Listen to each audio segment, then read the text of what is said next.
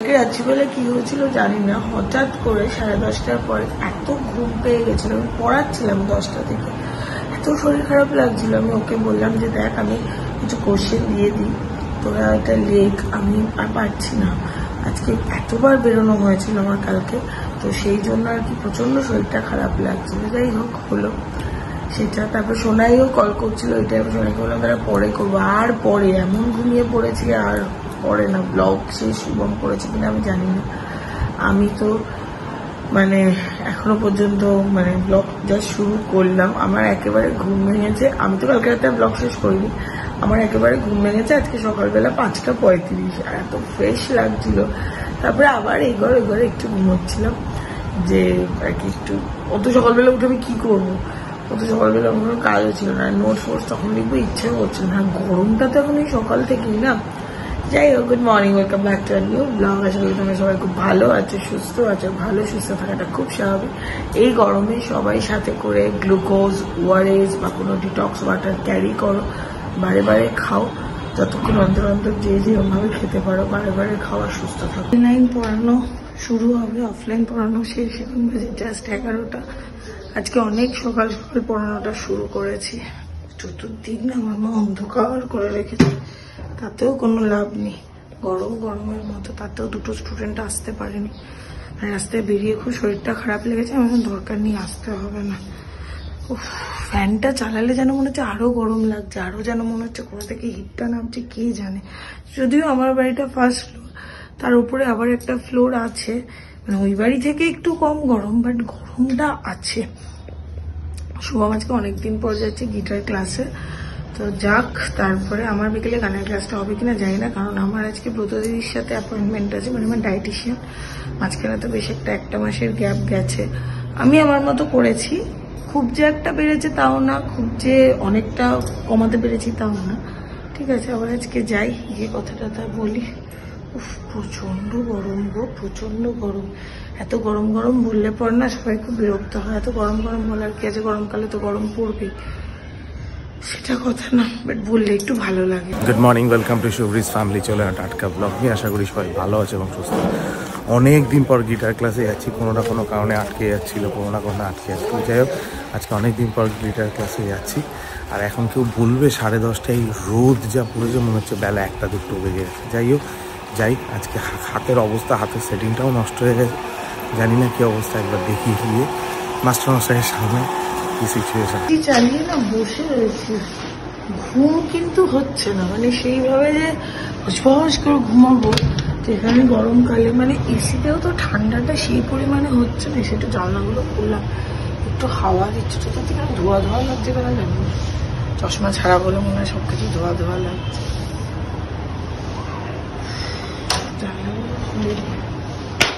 আর আমাদের এই পাশের বাড়িতে এই ছাদটা, এটা তাপটাও পুরোটা ওঠে এই ঘরটাতে, প্রচন্ড। আজকে আমি আর মা বলছি আরেকটা ঘরে এসি বসাতে হবে।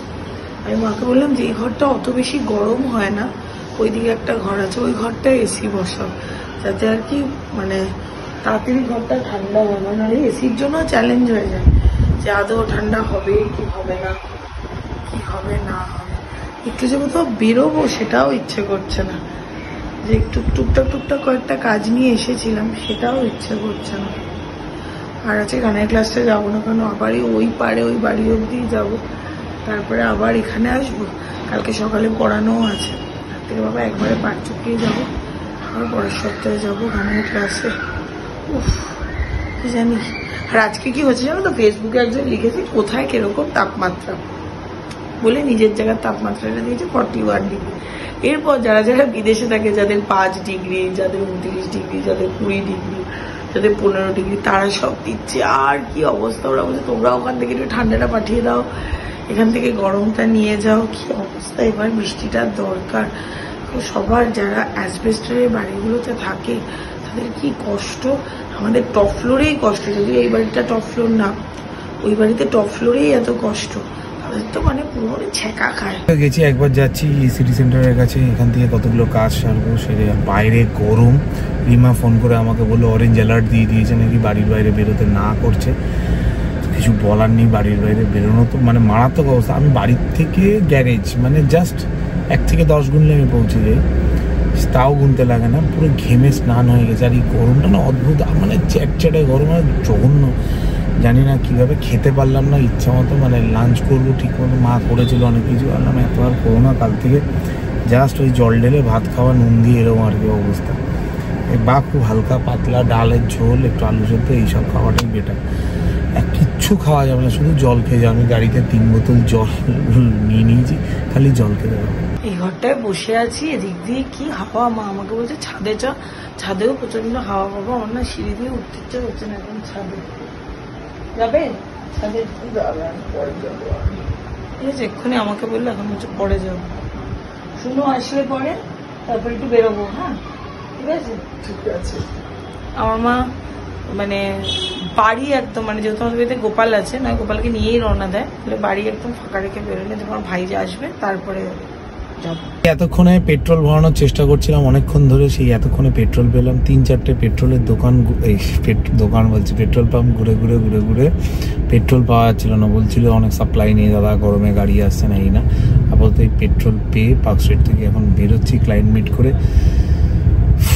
হরেবল ডে, জানি না এই টেম্পারেচার কোথায় গিয়ে দাঁড়াবে। ওখান থেকে হাওয়া পাচ্ছে আমার মা, একবার করে যাচ্ছে, ওখান থেকে হাওয়া পাচ্ছে, আমাকে ডেকে ডেকে নিয়ে যাচ্ছে। আর এর থেকে বেটার আমি একটা করে একবার ব্লগ করছি, তার থেকে বেটার আমি এই বাড়িটার হোম ট্যুর দিয়ে দিই, তাই না?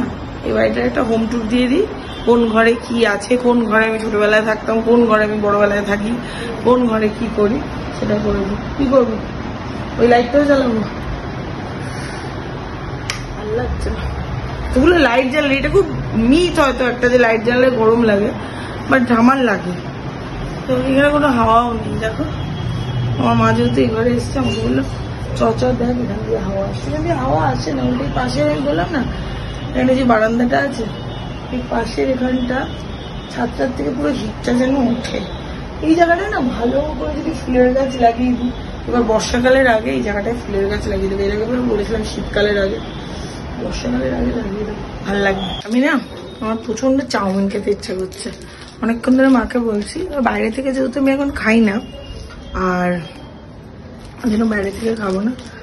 চাউমিনের প্যাকেটটা আমি দিয়ে আমার মতো করে, মারা কেউ খাবে না, কারণ মারা আজকে ভেজ খায়, আর আমার শুধু পেঁয়াজ দিয়ে চাউমিন খেতে খুব ভালো লাগে। মানে তার মধ্যে আবার একটু কাঁচা পেঁয়াজ নিয়ে, পেঁয়াজ জিনিসটাই আমার ভালো লাগে। আমি অল্প একটু চাউমিন বানিয়ে নিই। মায়ের পুরো প্যাকেটটা শনিবার করে এনে রাখি শুভমের জন্য। শুভম গোটা প্যাকেটটা খায় না, শুভমের সয়াবিন দিয়ে আলু দিয়ে শুধু চাউমিনটা খেতে ভালোবাসে। তো আমি যাই ফটাফট গিয়ে একটু চাউমিন বানিয়ে নিই, তারপরে রাস্তায় তো যাবো। আজকে রাত্রিবেলা আমি মাদের একটুখানি ওই চকলেট শেক বা কোল্ড কফি এগুলো খাওয়াবো, তার আগে বরফ রেখে দিই।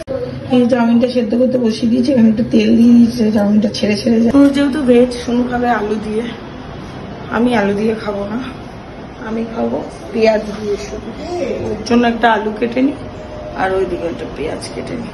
ফাইনালি চাউমিনটা পেয়েছি। চাউমিনটা ভীষণ টেম্পটিং হয়েছে দেখতে, সস দিয়ে এত কিছু কালার করেছে। আমি জানি গরমের মধ্যে এটা খাওয়া উচিত না, বাট আমার প্রচন্ড ইচ্ছা করছিল, আর বাইরের খাবার খাবো না। এর জন্য আমি কম তেলে বাড়িতেই বানিয়ে নিতে পারবো, আর সেই জন্যই বানালাম। শুনুরটা আলু দিয়ে আর আমারটা শুধু পেঁয়াজ দিয়ে। যাই হোক, ও এসে গেছে। আমি ওকে ক্যামেরাটা অন করার আগে বললাম কোনো জায়গা থেকে পড়ানো ডুফু মেরে আসিস নি, তো বলছে না। কিন্তু যাই হোক, না মাসের শেষে পড়াতে হবে, নইলে মাসের শুরুটা ভালো যাবে না। আমি সবসময় পয়েন্টেই কথা বলি। ও এসে আমার বেরোনোটাকে পুরো একদম ভেস্তে দিল। আমি ভেবেছিলাম একটুখানি বেরিয়ে যাব মোড় অব্দি। মোড় মানে রাস্তার মোড় না, আমাদের এখানে মোড় ডিপার্টমেন্টাল স্টোর আছে, মোড় অব্দি যাবো। আমরা যখন বলতাম আগে ছোটবেলায় মোড়ে যাবো, সবাই বলতো মোড়ে কেন যাবি, মানে যাই হোক এগুলো একটা ইয়ার্কি, কিছু একটা বলে তো মানুষকে হাসাতে হবে। যাই হোক, তোর এই চুন বন্ধ কর, বুঝেছিস তো?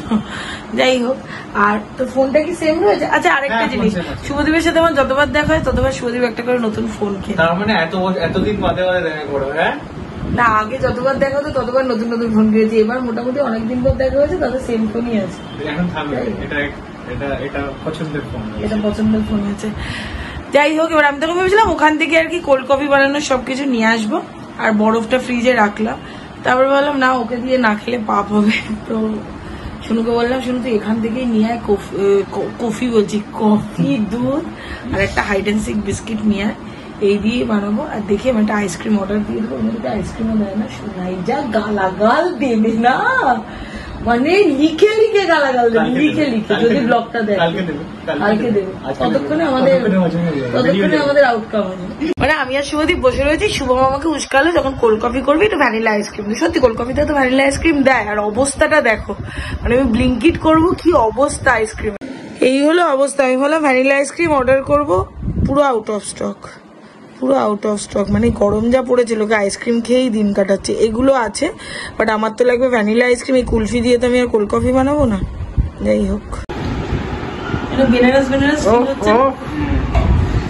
মাথার উপর দিয়ে এটা ঘুরিয়ে নিয়ে একবার হবে নাকি?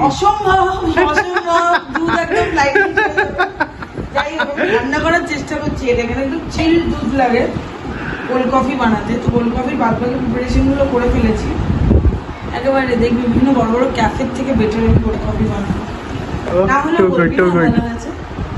না না, ভালো তো হবেই, না হলে কেন?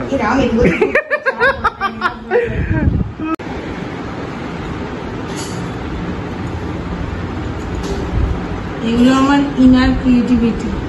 This is art. And I'm an artist. একটুখানি রাখতে হবে।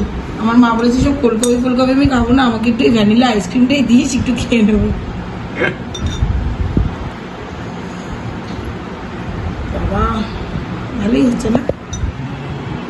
খেয়ে দিয়ে তো বলবি না। কোন দিন বলে জিজ্ঞেস করতে হয় তোদের, তারপর বলিস।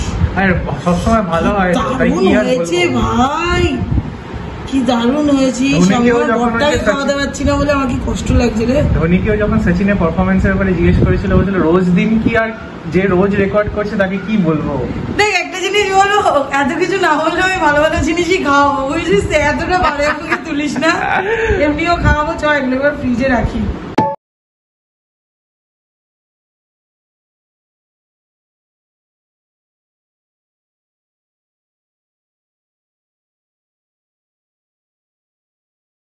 আইসক্রিমটার উপর চকলেট সস দিয়ে দিলাম, নইলে শুধু ভ্যানিলা আইসক্রিম আমার ভালো লাগে খেতে, এবার সবার যে ভালো লাগবে সেটা তো না। খেয়ে বল কেমন। শোনো শুনো, মার আইসক্রিমটা দেখছি। আর এটা আমরা ভালো না, রিফ্রেশিং। তোদের দুজনের এত হাইটের সমস্যা না, একটা প্রেমে আসছিস।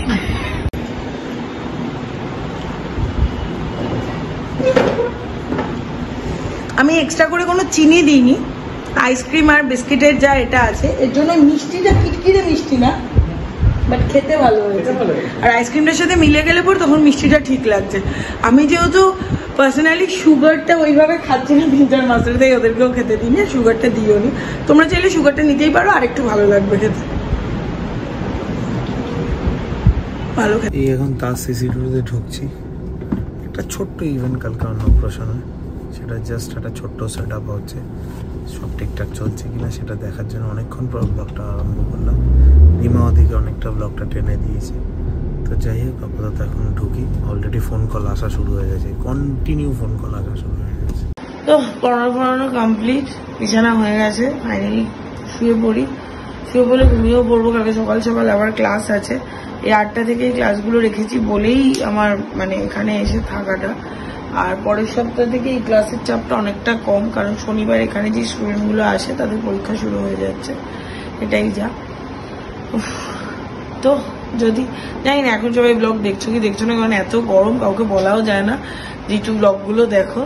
তাও যদি পারো এসিতে শুয়ে শুয়ে একটু ব্লগগুলো দেখো আর সাপোর্ট করো, সাবস্ক্রাইব করো। ভালো থেকো, সুস্থ থেকো, ভালো রেখো, সুস্থ রেখো। গুড নাইট, শুভরাত্রি, টাটা। আর এখন এখানে এসে শুয়ে আছে, আমি ওকে আদর করার জন্য ডাকছি। আর পুচু বেটা, সোনা বেটা, সোনা ঘুমা, রাত্রিবেলা ঘুমিয়ে পড়ো বেটু, ঘুমিয়ে পড়ো। কিছু বলবি কিছু? ঘুমা ঘুমা।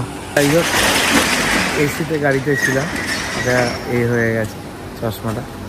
তো এসেই আমি গাড়িটা গ্যারেজ করার সময়, গোপালদা গ্যারেজ করার সময় দেখছে যে এই জায়গায় ও শুয়ে আছে। আমি এসে ওকে একটা চটকে আদর ফাদর করলাম, চটকাতে পারিনি। যাই হোক, তো এখন যাই বাড়ি যাই, অনেকটা রাত হয়েছে, ঘুমাতে হবে। আবার কাল সকালবেলা 8টা, 8:30, 9টার মধ্যে উঠে আবার বেরোতে হবে। খুব হেক্টিক যাচ্ছে, এই কটা দিন খুব চাপে ছিলাম। ব্যবসাটাও খুব মন্দা যাচ্ছে। চেষ্টা করছি ভালো করে রিকভার করে সমস্ত সমস্যার থেকে মুক্তি পেতে। দেখা যাক কদিনে মুক্তিটা পাওয়া যায়।